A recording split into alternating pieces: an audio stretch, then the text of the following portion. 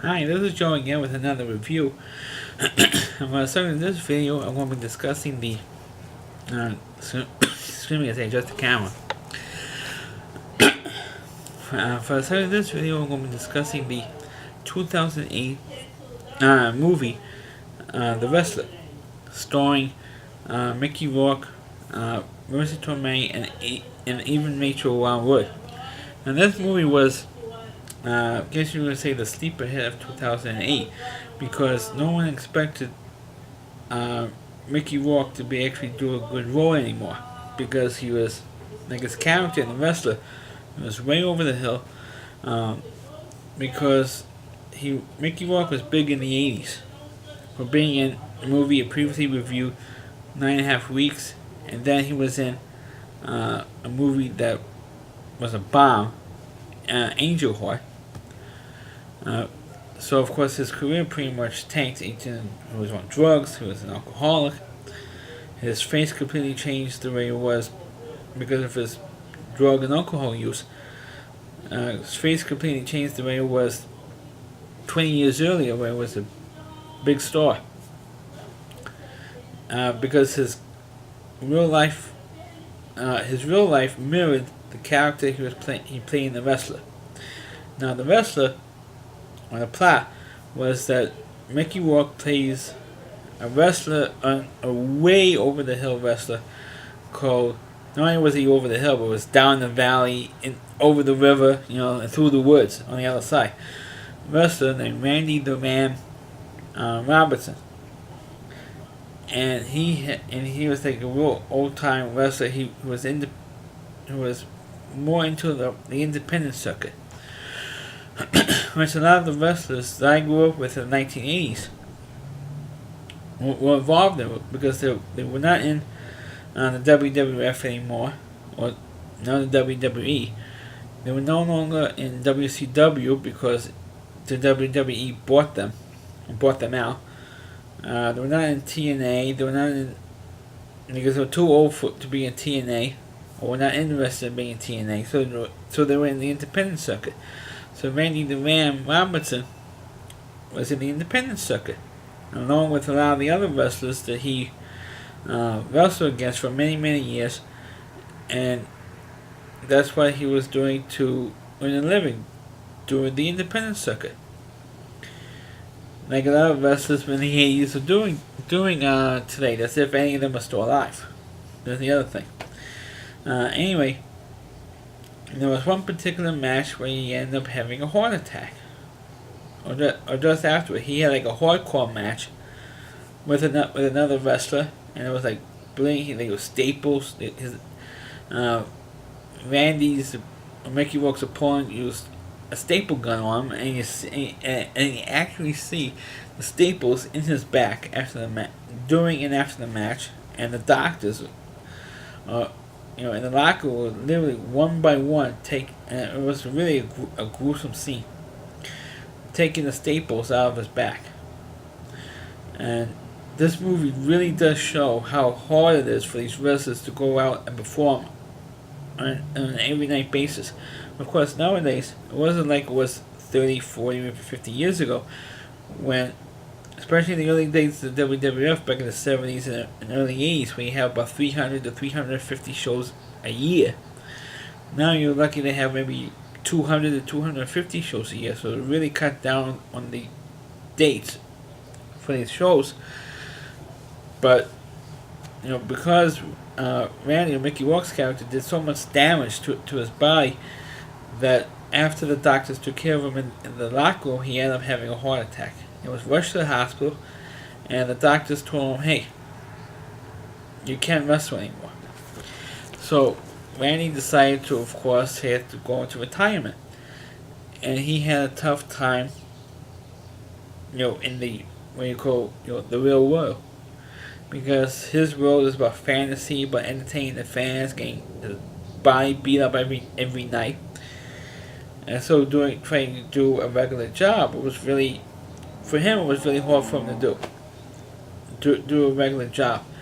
Instead of maybe trying to do something in the wrestling world, outside of the ring, like promoting wrestling, or being an announcer or maybe training young guys or mentoring young wrestlers who want to be or getting into the business instead of doing some of that stuff, which would have been interesting. But they decided to go this other route, with trying to be a regular schmo and get a regular job, which he eventually does. He works in a supermarket in a deli counter. And there are several scenes where he's working in a deli counter and he really hates this job. For the most part, and while he's doing all this stuff at the deli counter, he becomes friends with an older stripper played by Marissa Tomei. And I'm telling you, Marissa Tomei, I've always been kind of like a fan of Marissa Tomei's, from My Cousin Vinny, from which movie I previously reviewed, which was My Cousin Vinny. Another movie I previously reviewed, The Paper. Please check out those reviews if you haven't seen it. And plus so many other movies. I've always been a fan of hers because she is very beautiful to look at, and she is very, very good. Most of the movies I've seen of her do was usually comedies and not a straight drama like this was. And I thought that she did a damn good job, even though she was like 40, I think about 43, 44 years old when she did this movie. And so of course, you could tell that she aged a bit. But you could but she still looks damn good for somebody, her age. And yes, you do see her body, you do see her nude, you see her stripping on throughout the, a couple of times in the movie, and you do see her boobs a couple of times in the film, which I wish she'd done that when she did My Cousin Vinny. But she didn't, because naturally she played a stripper, so naturally there was some nudity involved. But of course, Marissa Tomei still looks damn good, to watch. And I know it sounds like George Costanza from Seinfeld when he was, a couple episodes where he was obsessed with Marissa Tomei, and it's well-deserved obsession, believe me, because she's that good of an actress.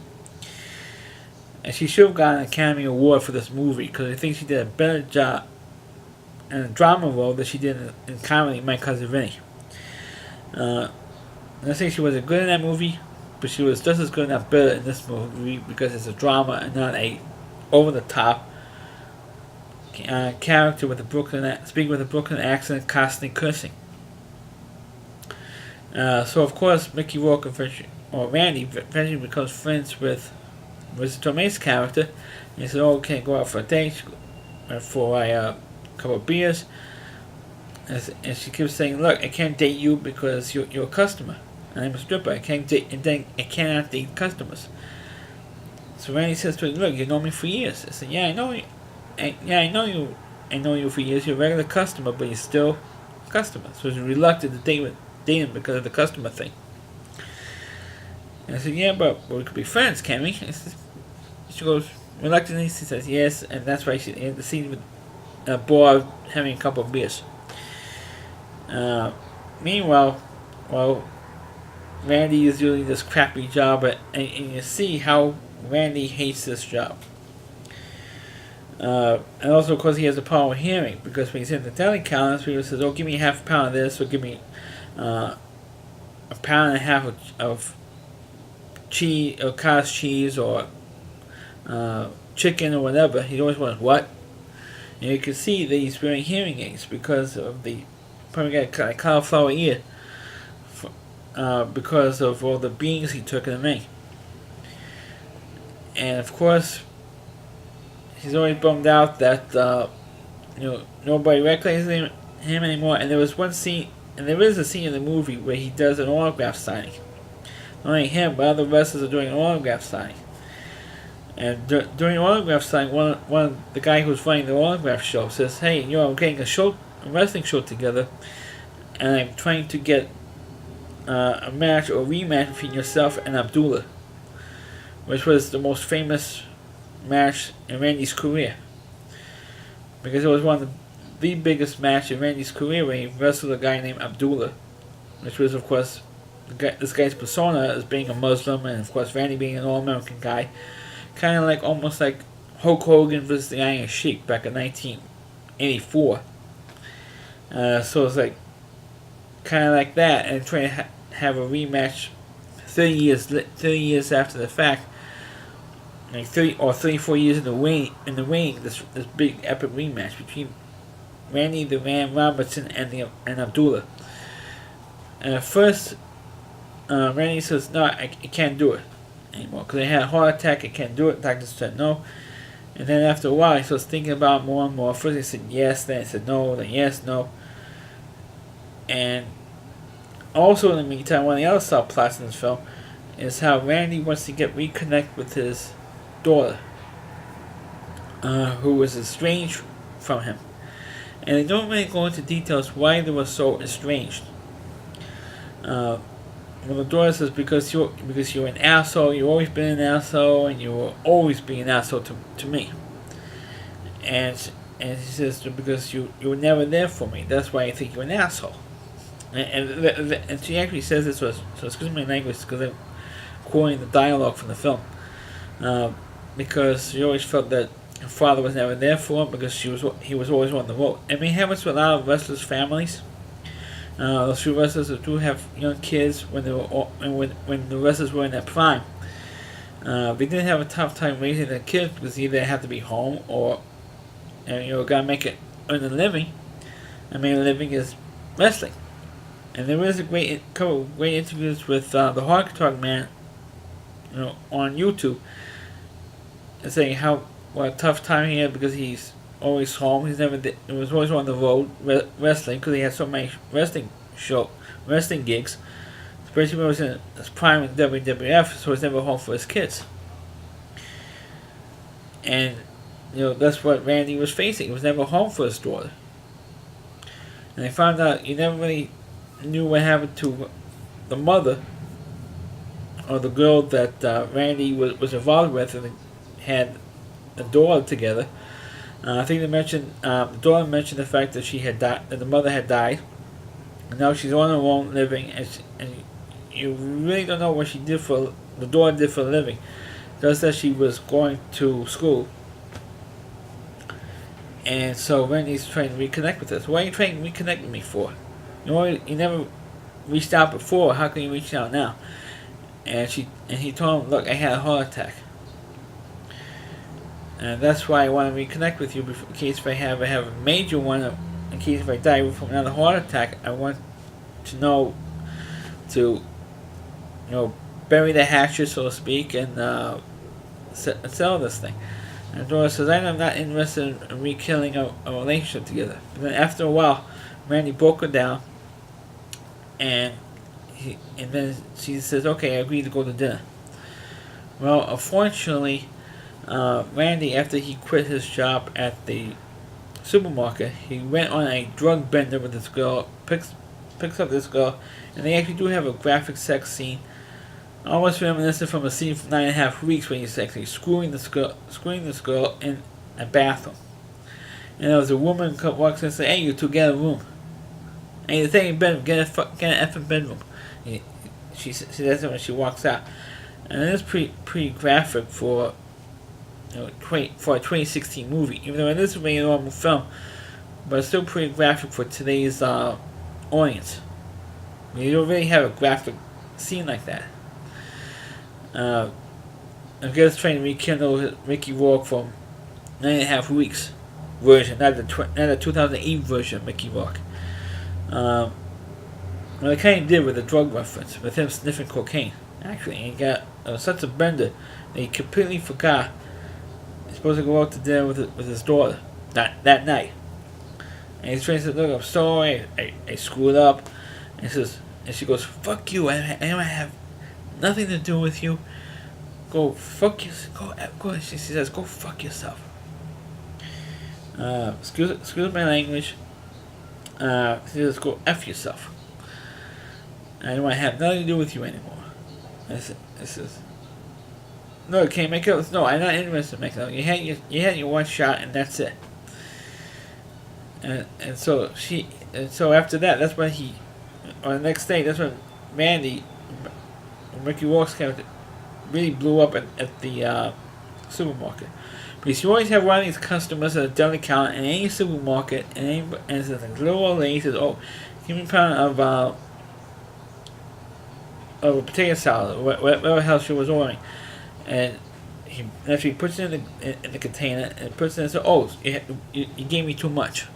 So he takes out a little bit more, takes out a little bit. He says, "No, it's not enough. Give me a little more." And then every time he puts in more, says, "Oh, that's too much. Take some out."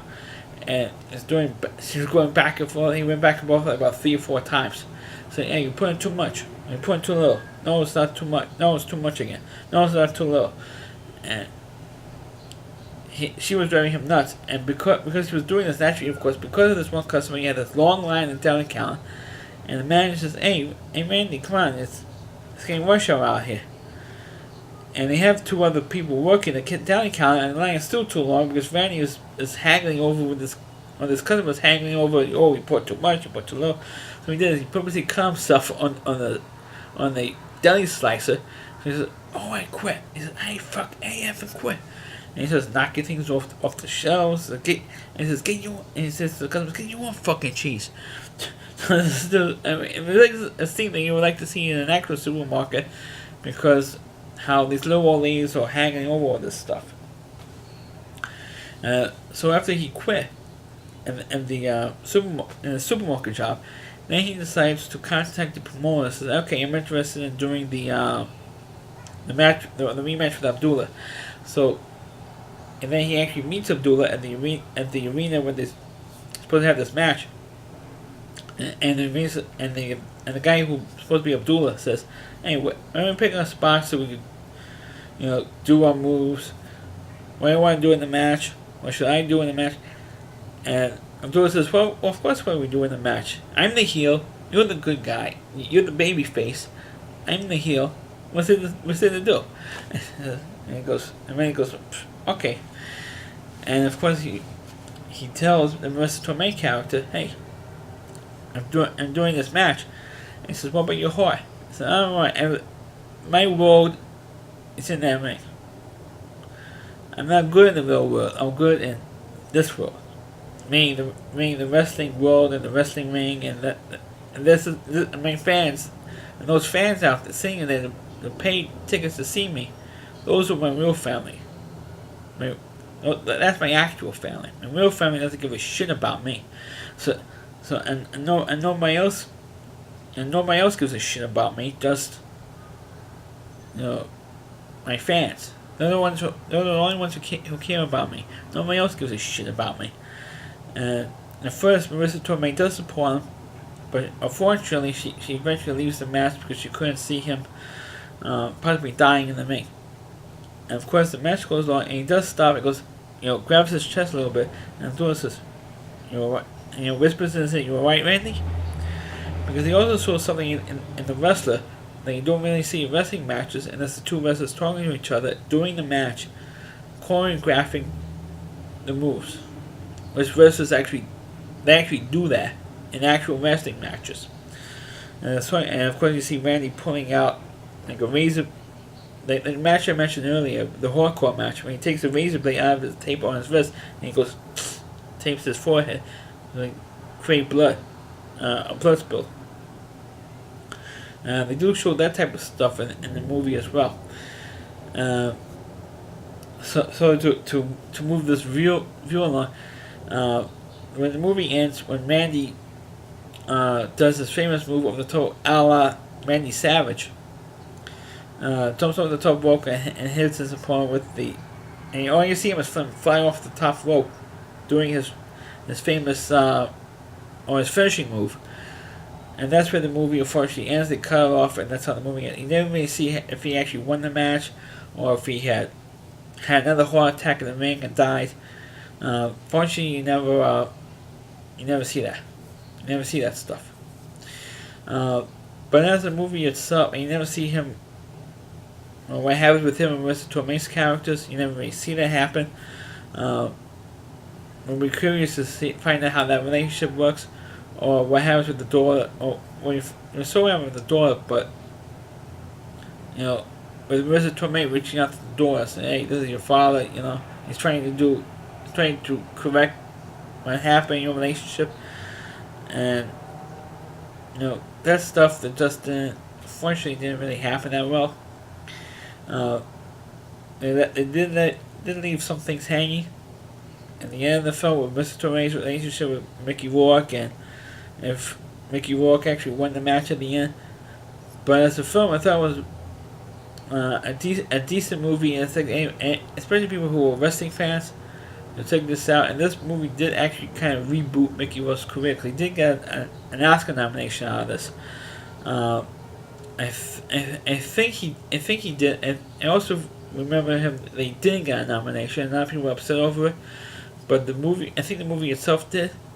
Actually, didn't win. But as a film itself, it is a good film to watch, especially if you have been a wrestling fan and how wrestlers' families are affected by the father or the head of the household is out with worrying about the wrestling careers and not home very much, taking care of the kids, and they do delve into that type of stuff, which is never really known throughout with the wrestling world. Because I grew up watching wrestling in the 80s, and you didn't really know how these people's families were affected by the fathers being away all the time, or the mothers if they have to be a woman wrestler. Which is an interesting part of the wrestler's life, and the movie The Wrestler. So let me review the movie The Wrestler. Please check on the video. Please rate it. Feel free to comment on it. Please subscribe to my channel. Please forward this video onto your Facebook pages. You can check out all of my videos not only on my YouTube channel at RallyC.com. That's all WDY. And then C.com. That's the homepage of the Rally Reviewer. Chris Lee Moore. Please check out his website. Plus all of his content on his website. His TV trash videos and so forth. Thanks for watching. Catch you next time.